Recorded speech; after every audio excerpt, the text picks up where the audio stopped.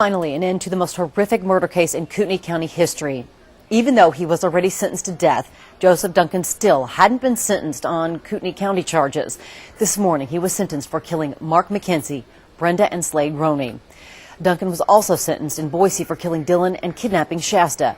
KXLY4's Annie Bishop live in Coeur d'Alene was in the courtroom. Annie?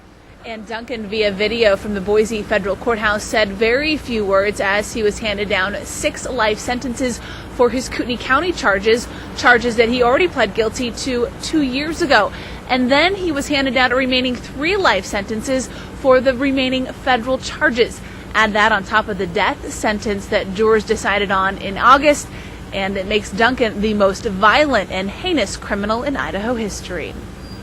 I'm grateful that this terrible chapter in this county's history has finally ended. It took just 5 minutes to put an end to a case that haunted this community, this entire state, for more than 4 years. Straight hell. Lee Wood, McKenzie's mom, sat in the second row of the courtroom this morning as Judge Fred Gibler sentenced Joseph Duncan to 3 life sentences for killing Brenda and Slade Groene and Mark at their Wolf Lodge home. He's already serving 3 life sentences for kidnapping all 3. Lee hasn't seen Duncan since he was in a sweater and slacks, pleading guilty to those crimes 2 years ago. To me, he doesn't look the same at all.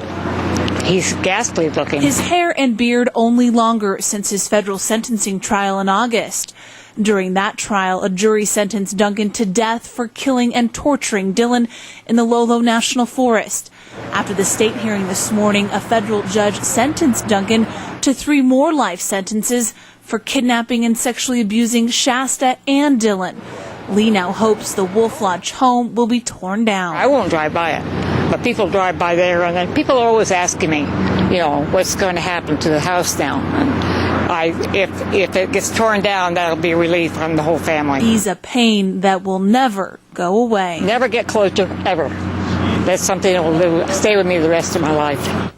And even though this is officially over at the state level, at the federal level there is an automatic appeal because it's a death penalty case, and Riverside County in California is currently working on extraditing Duncan to California to face charges for killing 10-year-old Anthony Martinez. Reporting live in Coeur d'Alene, Annie Bishop, KXLY4 HD News.